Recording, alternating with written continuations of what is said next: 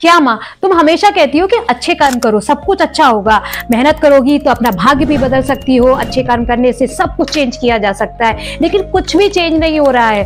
सब कुछ करके देख लिया, सफलता नहीं मिल रही है, सुख नहीं मिल रहा है लाइफ में, और उसको देखो वो कुछ भी अच्छा नहीं करता फिर भी लाइफ में इतना सक्सेसफुल है।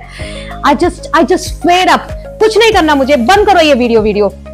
वेट, क्या आपके साथ भी ऐसा ही हो रहा है? लाइफ में इतना ज्यादा टेंशन है, कंफ्यूजन है कि इतना सब कुछ अच्छा कर रहे हैं फिर भी हमें सफलता नहीं मिल रही, फिर भी हम सक्सेसफुल नहीं हो रहे हैं। बड़ों के पास जाओ, माँ के पास जाओ तो सब एक ही बात कहते हैं कि भाई अच्छे काम ही करो तभी सब कुछ अच्छा होगा, अच्छे कर्म करने से भाग्य भी बदला जा सकता है। लेकिन क्या एक्चुअल में ऐसा होता है?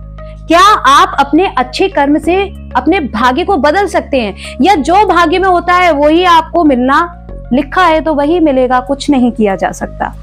ये सब जानना चाहते हैं तो आज की मेरी ये वीडियो लास्ट तक देखिएगा, कहानी को ध्यान से सुनिएगा, और पसंद आए तो लाइक, कमेंट और शेयर तो जरूर करना ही है। Hello and welcome back in Shreya explorer. मैं हूं आपके साथ श्रेया।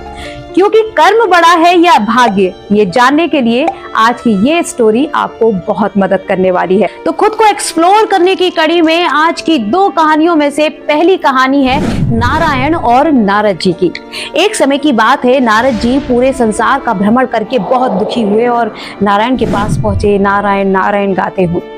नारायण जी ने देखा कि नारद जी बड़ी दुखी है। उन्होंने पूछा कि क्या हुआ नारद, आज तुम्हारे दुख का कारण क्या है? नारद जी बोले कि प्रभु, अब संसार में आपकी कोई महिमा नहीं बची है। जो अच्छाई कर रहे हैं उन्हें बुराई मिल रही है, जो बुराई करते हैं उन्हें अच्छाई मिल रही है। ये सब क्या हो रहा है नारायण? ये सुनकर नारायण बोले कि जो भी हो रहा है वो सब नियति है नारद। नारद जी ने कहा कि जो घटना अभी मैं देखकर आ रहा हूँ उसे देखने के बाद मेरी समझ में तो नहीं आता कि ये सब कुछ नियति कैसे हो सकती है, ऐसा कैसे हो सकता है। नारायण ने कहा कि ऐसा क्या देखा नारद, मुझे भी तो बताओ। तब नारद जी कहने लगे कि जब मैं पृथ्वीलोक पर भ्रमण कर रहा था, एक जंगल से गुजर रहा था, वहीं एक बड़ा सा दलदल था और उस दलदल में एक गाय फंसी हुई थी। कुछ ही देर में वहां एक चोर भागता हुआ आ रहा था। उसने भी उस गाय को देखा। बजाय उसको बचाने के उस चोर ने उस गाय की पीठ पर पैर रखा और दलदल को पार करके आगे बढ़ गया। वो तो आगे चला गया, लेकिन वो गाय उस दलदल में और भी ज्यादा अंदर को फंस गई। और आगे जाने के बाद उस चोर को एक सोने की अशर्फियों से भरा थैला मिला, जिसे लेकर वो बड़ा खुशी खुशी अपने घर चला गया। उसी घटना स्थल पर कुछ ही देर बाद एक और व्यक्ति आया, एक महात्मा संत प्रकार का व्यक्ति। उसने जब उस गाय को उस दलदल में फंसा देखा तो भरसकर प्रयास किए और बड़ी मुश्किल से उस गाय को उस दलदल से बाहर निकाल लिया। जिसके बाद जब वो आगे बढ़ा तो मार्ग में आगे बढ़ते हुए उसे बड़ी जोर की एक ठोकर लगी और वो वहीं पास ही में बने एक कुएं में जा गिरा, जहां उसे बहुत चोट आई। ये सब देखने के बाद मेरी समझ में ये नहीं आता कि ये सब नियति कैसे हो सकती है, क्योंकि जिसने भलाई की उसके साथ तो बुरा हुआ और जिसने बुराई की उसके साथ बड़ा अच्छा हुआ।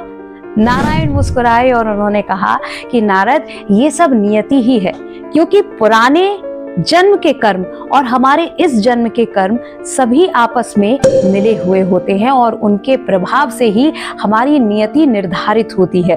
वो चोर जो उस गाय की पीठ पे पैर रख के आगे बढ़ गया था, उसके पूर्व जन्म के पुण्य कर्मों के प्रभाव से उसके भाग्य में उस दिन उसे एक बहुत बड़ा महल मिलना लिखा था। लेकिन जिस क्षण उसने उस गाय की पीठ पे पैर रख के अपना रास्ता बनाया, उसके सारे पुण्य कर्म क्षीण हो गए, जिसमें से सिर्फ कुछ पुण्य कर्मों के प्रभाव के कारण उसे वो सोने की अशर्फियों का थैला ही मिला, ना कि एक बड़ा महल।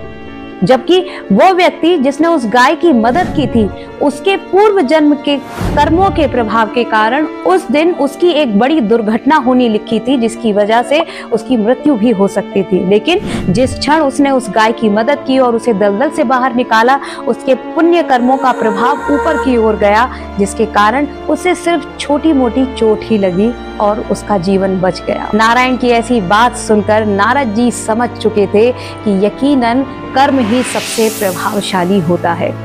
कर्म वो बीज है जिससे भाग्य रूपी खेती की उपज होती है। ये कहानी यहीं पर समाप्त हो जाती है, लेकिन एक और कहानी है आज मेरे पास में और उसको भी मैं आपके साथ में शेयर करूंगी। तब आप ये निश्चित कीजिएगा आखिर कौन बड़ा है, किसके भरोसे रहना है, कर्म के या भाग्य के।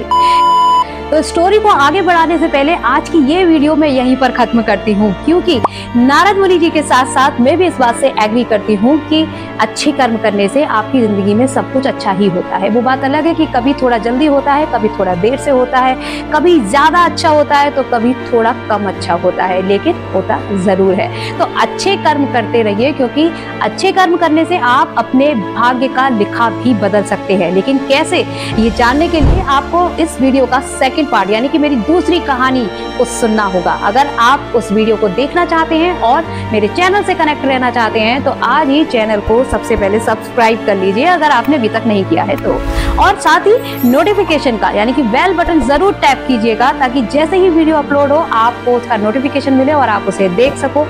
आज का वीडियो अगर आपको पसंद आया है तो जल्दी से लाइक कर दीजिए, ज्यादा से ज्यादा शेयर कर दीजिए। अगर कोई सवाल आप मुझसे पूछना चाहते हैं तो नीचे कमेंट बॉक्स दिया है, आप मुझे वहां पर अपना सवाल लिखकर पूछ सकते हैं, मैं उसका जवाब आपको जरूर दूंगी। फिलहाल अभी जाती हूँ, अगले वीडियो में आपसे मुलाकात करने जल्दी से लौटूंगी। तब तक के लिए खुश रहिए, मस्त रहिए, सबका ध्यान रखने के साथ साथ अपना भी ध्यान रखिए, खुद से प्यार करते रहिए। राधे राधे।